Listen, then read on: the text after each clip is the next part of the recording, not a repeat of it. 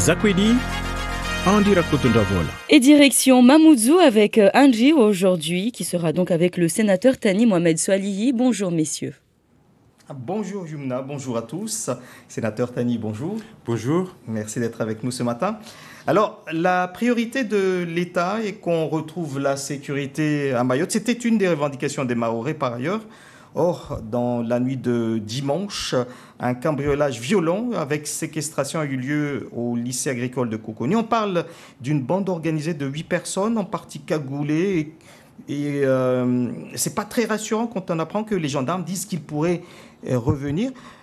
Ne pensez-vous pas, monsieur le sénateur, que le calme relatif que l'on vit en ce moment ne va pas durer? En tout cas, les Mahorais ne sont pas rassurés avec les moyens mis en place, puisqu'ils n'ont pas l'impression que ça va durer. Oui. Alors, bien évidemment, ce sont là encore des événements déplorables qu'il faut absolument condamner. Mais il ne faut pas non plus penser qu'on en a fini avec ces actes de délinquance qui n'ont d'ailleurs pas commencé aujourd'hui. Il serait vraiment naïf de penser que on a juste traversé une vague, un pic de violence et que tout... j'aimerais bien que ça soit ainsi, qu'on revienne à la normale. Mais chacun d'entre nous doit être vigilant et nous, élus, nous ne devons pas relâcher les efforts et la vigilance pour que de plus en plus et encore chaque jour, la sécurité soit au rendez-vous. Mais ce sont des actes malheureusement qui ne sont pas nouveaux et il ne faudrait pas que la population baisse de vigilance parce que malheureusement nous avons affaire à des gens sans foi ni loi qui ne respectent même pas une école. Mais la reprise de certaines formes de violence pendant cette période-là ne risque-t-elle pas de ramener à nouveau les Mahorais à redescendre dans les rues? Il ne faut pas se laisser déstabiliser par ce genre d'événements. Encore une fois, moi, quand je me rappelle mon expérience d'avocat, je me souviens d'affaires où il y avait une bande un peu comme celle qui est décrite là, avec une Kalachnikov qui se baladait dans toute Mayotte pour terroriser les gens, et notamment un médecin qui habitait...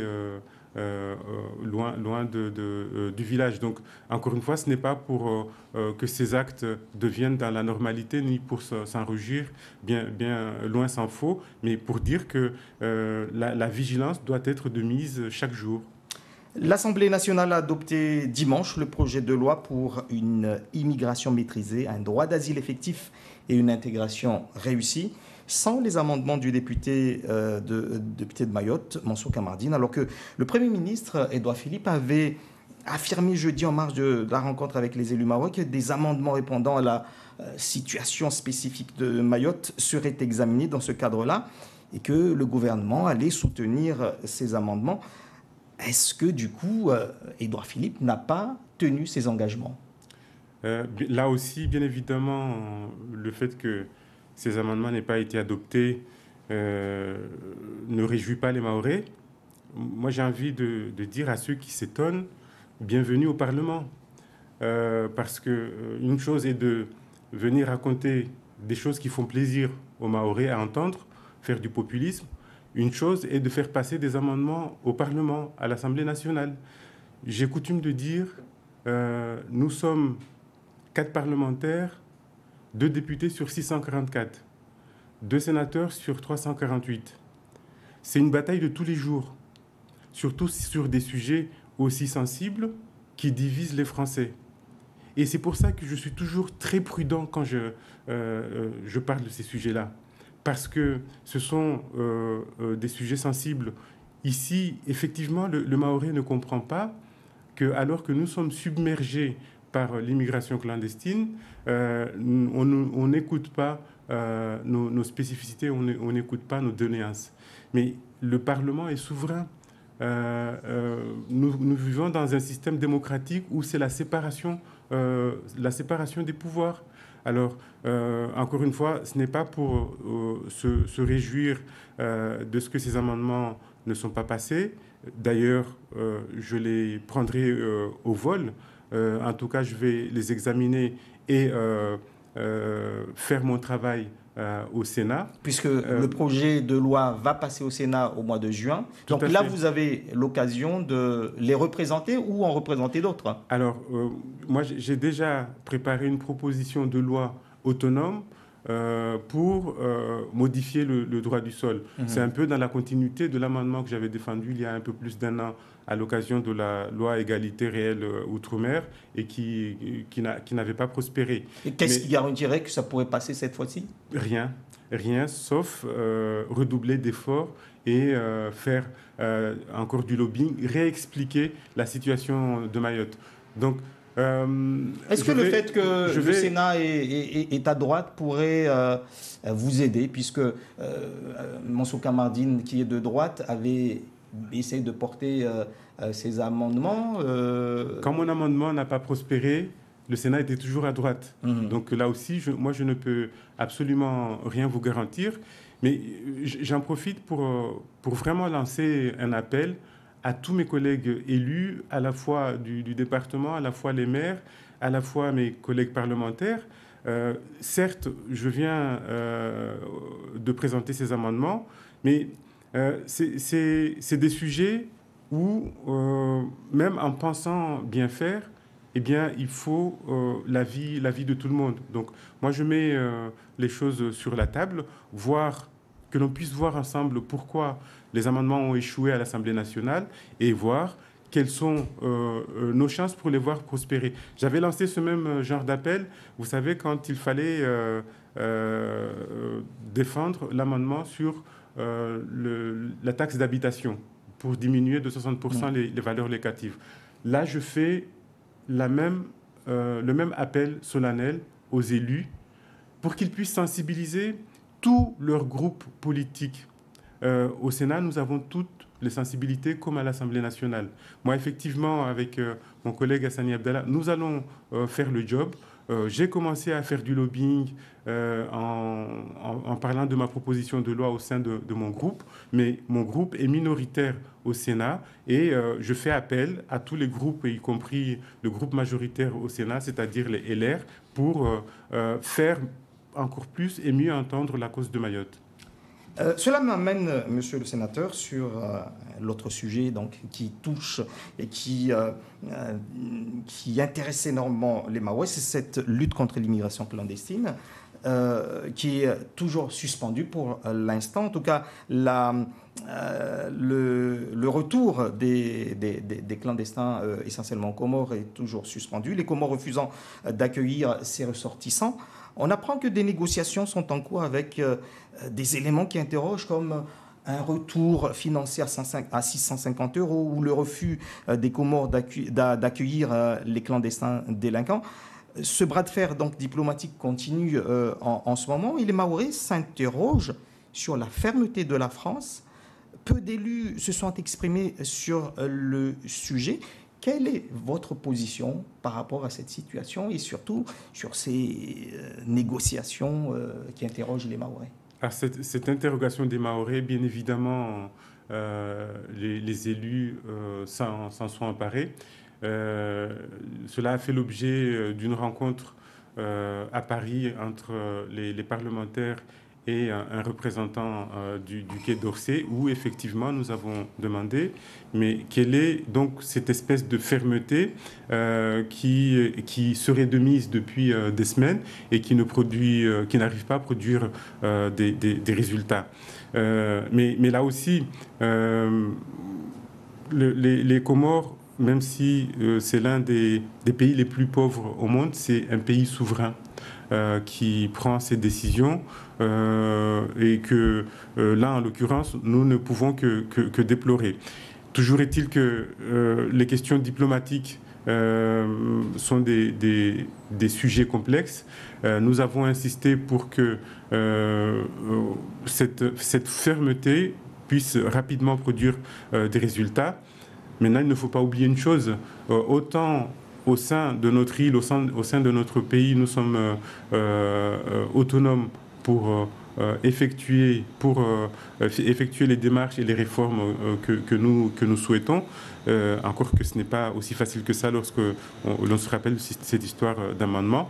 Autant il faut savoir que les Comores ont aussi leur échéance et actuellement des tractations législatives sont en cours pour que la loi puisse changer pour que la tournante au sein de l'Union des Comores puisse être modifiée. Et ça, ce n'est pas du goût de tout le monde. Et du coup, tout prétexte est bon pour réunir les Comoriens. Et donc, le fait de revendiquer Mayotte, c'est un sujet qui, là, tranquillise tout le monde aux Comores. Donc, qui leur permet de ne pas penser, réfléchir et c'est pour ça que ces tractations durent plus que dans le passé. Mais moi, en tant qu'élu mahorais, ce n'est pas mon problème. Les Mahorais veulent que la situation se débloque. Nous continuons à insister auprès de notre gouvernement pour que cette situation se débloque au plus tôt.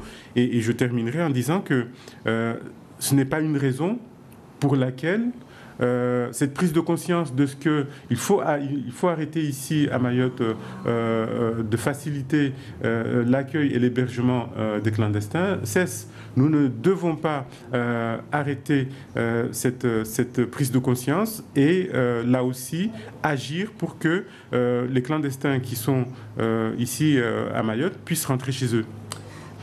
On a appris le décès d'un jeune légionnaire dans la nuit de samedi ici à Mayotte. C'est un détail relevé par nos confrères des nouvelles de Mayotte m'interpelle ce matin. Sur le communiqué de l'état-major de l'armée, donc du ministère de la Défense, on apprend que ce légionnaire est décédé accidentellement au cours d'une opération de lutte contre l'immigration clandestine. Le préfet a publié hier un communiqué, donc 3 jours plus tard, et parle d'un décès accidentel lors d'un entraînement. Ces communiqués parlent donc d'un décès accidentel, mais lors d'un entraînement ou lors d'une opération de lutte contre l'immigration clandestine, ce n'est pas pareil. Ça crée des doutes, des troubles dans la tête des Mahorais, encore une fois, sur le langage, sur le message de l'État à Mayotte.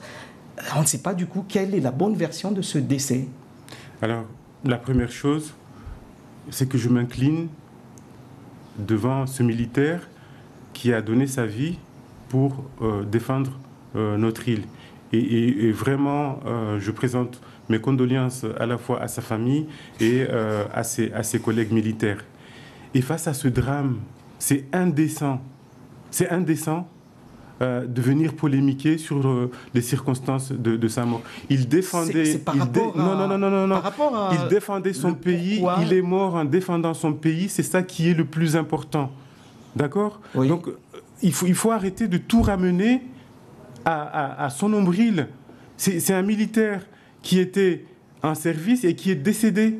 Rendons-lui hommage, peu importe pourquoi il était là. Il défendait son pays.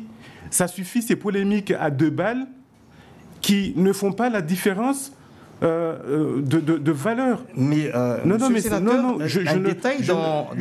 n'en démorderai pas. Intéresse. Est-ce que ça c'est plus important que de rendre hommage à ce monsieur, à cette personne qui a perdu sa vie? Certes, non, mais savoir qu'il était en opération de lutte contre l'immigration clandestine. Et alors, ça change quoi? Ça change parce que du coup, on est quand même surpris parce qu'on se dit que effectivement, ces opérations se poursuivent à Mayotte. Pardonnez-moi, mais je ne rentre pas dans cette polémique, vraiment, parce que ce n'est pas rendre hommage à ce monsieur qui a donné sa vie pour son pays. C'est vraiment indécent. Alors, je vais peut-être aller encore sur une question, sur des détails, mais du coup, on se pose des questions sur le fait que on discute du coup de l'avenir de Mayotte dans ses relations diplomatiques entre la France et les Comores sans la présence des Mahorais. Est-ce que vous ne craignez pas que Mayotte ne soit pas à l'abri d'un énième feuille de route qui pourrait peut-être ensuite gêner les Mahorais quelques semaines, quelques mois plus tard, puisque Mayotte n'est pas présent. Mayotte n'est pas présent dans les discussions. Avec le ministre des Affaires étrangères. Voilà. Mais là aussi, soit on se revendique d'être français et on est dans la France, soit on se revendique d'un autre système. Notre système veut que le Quai d'Orsay, le ministère des Affaires étrangères, discute des affaires étrangères avec les pays étrangers. Nous avons, à l'occasion de l'incident sur la feuille de route, nous avons obtenu, parce que nous avons parlé d'une seule et même voix, nous parlementaires mahorais, nous avons obtenu que le ministre des Affaires étrangères ne puisse avancer, ne puisse conclure le moindre accord avec un pays étranger sans que cela ait pu être examiné avec nous. Alors, on peut se poser des questions. Il n'est pas interdit de se questionner et de douter. Mais nous sommes dans un système où c'est le ministre des Affaires étrangères, jusqu'à preuve du contraire, qui tient ces négociations. Moi, j'appelle toutes les semaines au Quai d'Orsay. J'appelle toutes les semaines pour savoir ce qui se passe, même parfois plusieurs fois par semaine. C'est là où je me rends utile par rapport à mes prérogatives et par rapport à ce que mon île attend de moi. Mais quelle est cette manie de vouloir, de ne pas avoir a priori confiance à nos gouvernements, à notre gouvernement, et puis à chaque fois, au lieu de faire son travail et de jouer son rôle, distiller des doutes dans la tête des Mahorais. Moi, je rends souvent compte de mon action parce que c'est un moment de trouble où il faut rassurer les Mahorais et éviter qu'ils ne tombent dans le moindre piège qui est tenté par nos adversaires. Merci beaucoup, sénateur Tani, d'avoir été l'invité de Zakweli ce matin. Dans un instant, le journal en Mahorais avec Mona Saindou. Bonne journée à tous. Au revoir. Passez également une excellente journée. Merci de votre fidélité.